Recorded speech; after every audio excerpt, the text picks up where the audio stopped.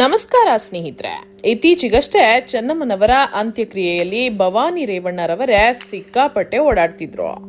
ಆದರೆ ಒಟ್ಟು ಕುಟುಂಬದಂತೆ ಇದ್ದ ದೇವೇಗೌಡರ ಮನೆಯನ್ನ ಒಡೆದ ಗೌಡತಿಯೇ ಈ ಭವಾನಿ ರೇವಣ್ಣ.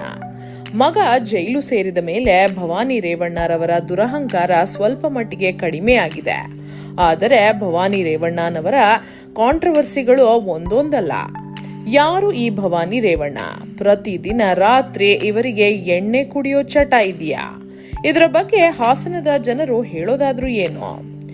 ಭವಾನಿ ರೇವಣ್ಣಗೆ ಓರ್ವ ಇಂಜಿನಿಯರ್ ಜೊತೆ ಪ್ರೇಮ ಸಲಾಪ ಇದ್ದಿದ್ದು ನಿಜಾನ? ನಿಮಗೆ ಗೊತ್ತಿಲ್ಲದಂತಹ ಶಾಕಿಂಗ್ ವಿಚಾರಗಳನ್ನ ಈ ವಿಡಿಯೋದಲ್ಲಿ ತಿಳಿಸಿಕೊಡ್ತೀವಿ. ಸ್ಕಿಪ್ ಮಾಡದೆ ವಿಡಿಯೋವನ್ನ ಕೊನೆವರೆಗೂ ತಪ್ಪದೆ ನೋಡಿ. ಭವಾನಿ ರೇವಣ್ಣರ 2 ಮಕ್ಕಳು ಹಾಗೂ ಗಂಡ ಜೈಲು ಸೇರಿದ್ರು.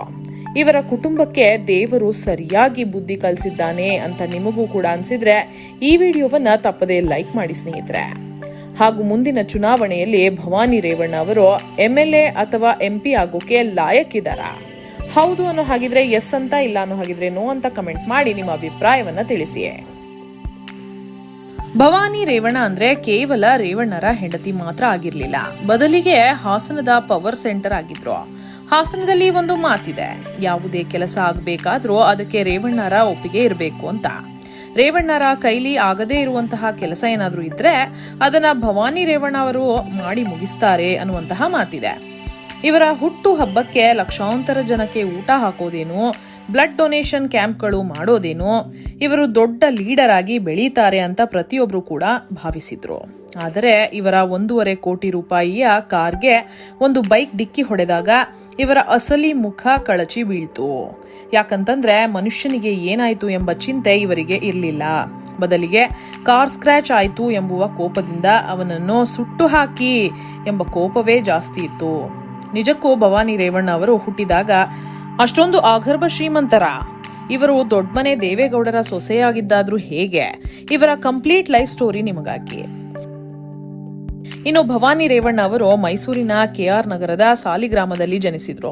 ಇವರ ತಂದೆಯ ಹೆಸರು ಬಂದು ಶಿವಣ್ಣ ಅಂತ. ಇವರ ತಂದೆ ರಾಜಕೀಯದಲ್ಲಿ ಇರಲಿಲ್ಲ, ಯಾವುದೇ ರಾಜಕೀಯದವರ ಪರಿಚಯ ಏನೂ ಇರಲಿಲ್ಲ. ಬಟ್ ದೇವೇಗೌಡರ ಆಪ್ತ ಸ್ನೇಹಿತರು. ಆ ಕಾಲದಲ್ಲಿ ದೇವೇಗೌಡರು ಇನ್ನೂ ಒಂದೊಂದೇ ಹೆಜ್ಜೆ ಇಡ್ತಿದ್ರು ರಾಜಕೀಯಕ್ಕೆ. ಆ ಕಾಲದಲ್ಲಿ ಇನ್ನೂ ಅಷ್ಟು ದೇವೇಗೌಡರು ಮುಂದುವರೆದಿರಲಿಲ್ಲ. ಯಾವುದೇ ರೀತಿಯ ದೊಡ್ಡ ವ್ಯಕ್ತಿ ಆಗಿರ್ಲಿಲ್ಲ ದೇವೇಗೌಡರು. ಆಗಲೇ ಅಂತಹ ದಿನಗಳಲ್ಲೇ ಶಿವಣ್ಣ ಮತ್ತು ದೇವೇಗೌಡರು ಆಪ್ತ ಸ್ನೇಹಿತರಾಗಿದ್ರು.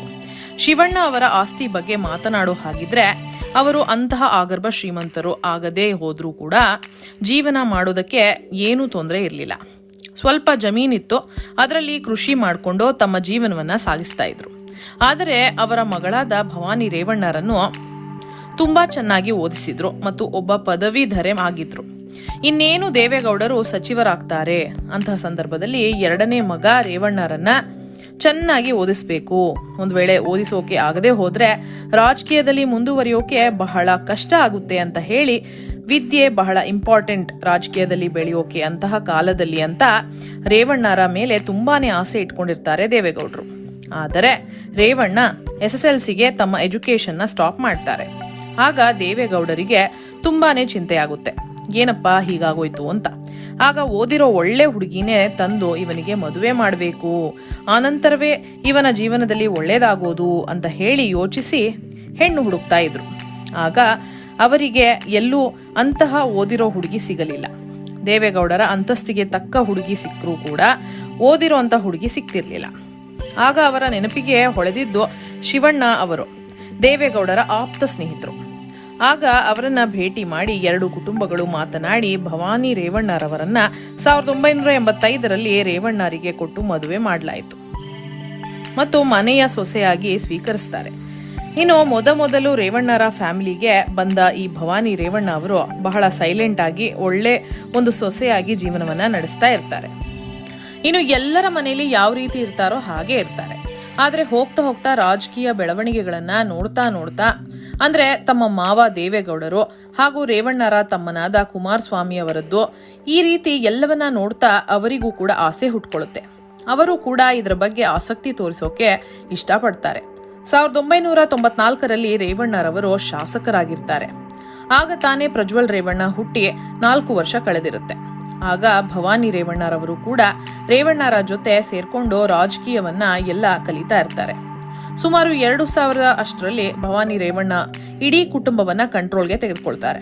ಆದರೆ 2004ರಲ್ಲಿ ರಾಜಕೀಯಕ್ಕೆ ಇಳಿಲೇಬೇಕು ಅನ್ನುವಂತ ಆಸೆಯಿಂದ KR ನಗರದ ವಿಧಾನಸಭಾ ಕ್ಷೇತ್ರದಲ್ಲಿ ನನಗೆ ಟಿಕೆಟ್ ಬೇಕು ಅಂತ ಅವರ ಮಾವನಾದ ದೇವೇಗೌಡರಿಗೆ ತಿಳಿಸ್ತಾರೆ. ಮತ್ತು KR ನಗರದಲ್ಲಿ ಮಾಜಿ ಶಾಸಕರಾದಂತಹ ಮಹದೇವ್ ಆತಂಕವನ್ನ ಪಡ್ತಾರೆ. ಯಾಕಂತಂದ್ರೆ ಇಂತಹ ಒಂದು ದೊಡ್ಡ ಫ್ಯಾಮಿಲಿಯಿಂದ ಇವರ ಸೊಸೆ ಬಂದು ನಿಂತ್ಕೊಂಡ್ರೆ ನಾನು ಮತ್ತೆ ಗೆಲ್ತೀನಾ ಅನ್ನುವಂತಹ ಭಯ ಕಾಡುತ್ತೆ ಅವರಿಗೆ. ಆದ್ರೆ ನಮ್ಮ ಫ್ಯಾಮಿಲಿಯಿಂದ ಹೆಣ್ಣು ಮಕ್ಕಳು ರಾಜಕೀಯಕ್ಕೆ ಕಾಲಿಡಬಾರದು ಅಂತ ದೇವೇಗೌಡರು ಟಿಕೆಟ್ ಕೊಡೋಕೆ ನಿರಾಕರಿಸ್ತಾರೆ. ಆಗ ಭವಾನಿ ರೇವಣ್ಣಗೆ ಬೇಜಾರಾಗುತ್ತೆ. 1999ರಲ್ಲಿ ರೇವಣ್ಣರವರು ಸೋಲ್ತಾರೆ. ಅವರ ಪರ ಕೆಲಸ ಮಾಡಿಕೊಂಡು ಭವಾನಿ ರೇವಣ್ಣರು ಕೂಡ ಆದಷ್ಟು ಜನರನ್ನ ಗುರುತಿಸ್ಕೊಳ್ತಾರೆ ಮತ್ತು ಎಲ್ಲರ ಹತ್ತಿರ ಮಾತನಾಡಿ ಬೆರೀತಾರೆ. ಇದರ ನಡುವೆ ಏನಾಗುತ್ತೆ ಅಂತಂದ್ರೆ ಮಧುಗಿರಿ ಕ್ಷೇತ್ರದಲ್ಲಿ ಬೈ ಎಲೆಕ್ಷನ್ ನಡೆಯುವಾಗ ಅನಿತಾ ಕುಮಾರಸ್ವಾಮಿಗೆ ಟಿಕೆಟ್ ಅನ್ನ ನೀಡಲಾಗುತ್ತೆ. ಆಗ ಭವಾನಿ ರೇವಣ್ಣರವರಿಗೆ ಬಹಳ ಕೋಪ ಬರುತ್ತೆ ಮತ್ತು ಜಗಳ ಶುರು ಮಾಡ್ತಾರೆ ಮತ್ತು ಕುಟುಂಬದಲ್ಲಿ ಈ ಬಗ್ಗೆ ಕಲಹ ಉಂಟಾಗುತ್ತೆ. ಇನ್ನು 2013ರಲ್ಲೂ ಟ್ರೈ ಮಾಡ್ತಾರೆ. ಆಗ್ಲೂ ಕೂಡ ಭವಾನಿ ರೇವಣ್ಣ ನಿರಾಶೆಯನ್ನೇ ಕಾಣ್ತಾರೆ, ಇನ್ನಷ್ಟು ಕೋಪಗೊಳ್ತಾರೆ ಮತ್ತು 2018ರಲ್ಲಿ ಬೇಲೂರು ವಿಧಾನಸಭಾ ಕ್ಷೇತ್ರದಲ್ಲಿ ಟಿಕೆಟ್ ಸಿಕ್ಕೇ ಬಿಡ್ತು ಅನ್ಕೊಳ್ಳೋಷ್ಟರಲ್ಲಿ ಮತ್ತೆ ನಿರಾಶೆಗೆ ಒಳಗಾಗ್ತಾರೆ ಭವಾನಿ ರೇವಣ್ಣ. ಟಿಕೆಟ್ ಸಿಗೋದೇ ಇಲ್ಲ, ಎಷ್ಟೇ ಆಕ್ಟಿವ್ ಆಗಿದ್ರು ಅವ್ರಿಗೆ ಈ ಟಿಕೆಟ್ ಅನ್ನೋದು ಸಿಗೋದೇ ಇಲ್ಲ. ಆದ್ರೆ ಹಾಸನದಲ್ಲಿ ಜಿಲ್ಲಾ ಪಂಚಾಯತ್ನ ಸದಸ್ಯೆಯಾಗಿ ಭವಾನಿ ರೇವಣ್ಣರವರು ಕೆಲಸವನ್ನ ಮಾಡ್ಕೊಂಡಿರ್ತಾರೆ. ಆದ್ರೂ ಕೂಡ ಅವರಿಗೆ ರಾಜಕೀಯದಲ್ಲಿ ಎಂಟ್ರಿ ಕೊಡೋಕೆ ಸಾಧ್ಯವಾಗೋದಿಲ್ಲ. ಇದರಿಂದ ಅಲ್ಲಿ ಕುಟುಂಬದ ಕಲಹ ಜೋರಾಗ್ತಾನೇ ಹೋಗುತ್ತೆ ಮತ್ತು ಇದರಿಂದಾನೇ ಕುಮಾರಸ್ವಾಮಿ ಮತ್ತು ರೇವಣ್ಣರ ಕುಟುಂಬದ ಮಧ್ಯದಲ್ಲಿ ಅಂತಹ ಒಳ್ಳೆ ಬಾಂಧವ್ಯ ಇರೋದಿಲ್ಲ.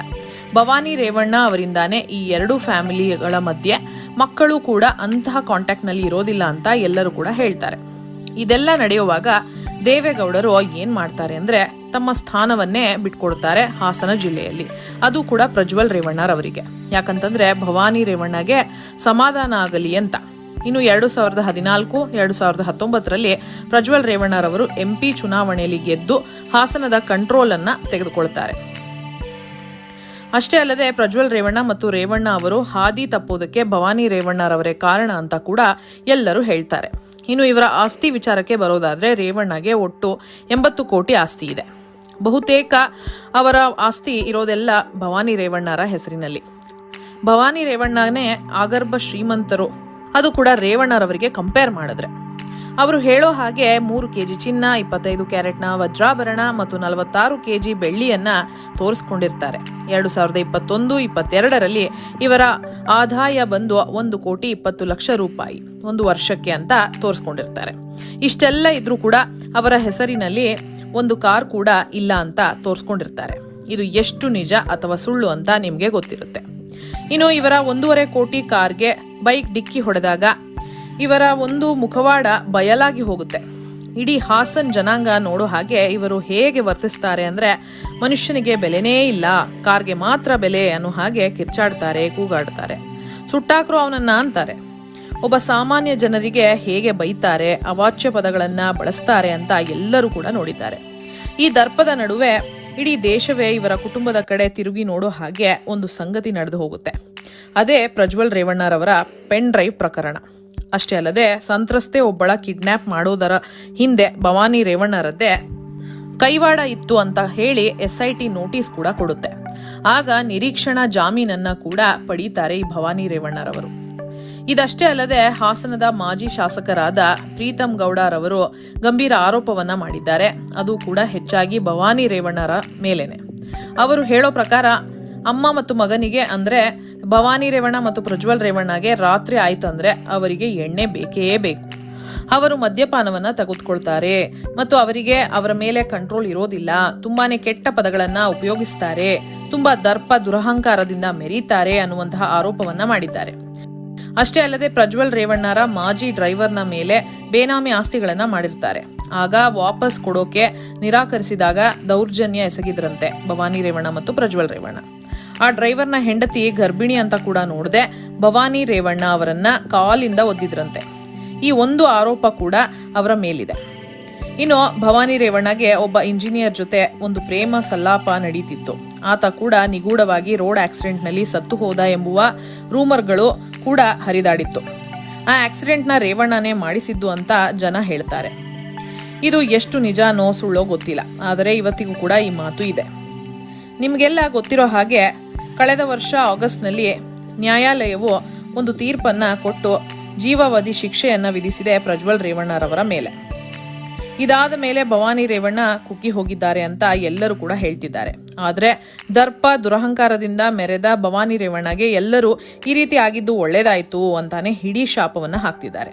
ಇಂತಹ ಸೂಪರ್ ಪವರ್ ಆದ ಭವಾನಿ ರೇವಣ್ಣ ಇವತ್ತು ದೇವರ ಶಿಕ್ಷೆಗೆ ಗುರಿಯಾಗಿದ್ದಾರೆ ಅನ್ನೋದು ಸತ್ಯ.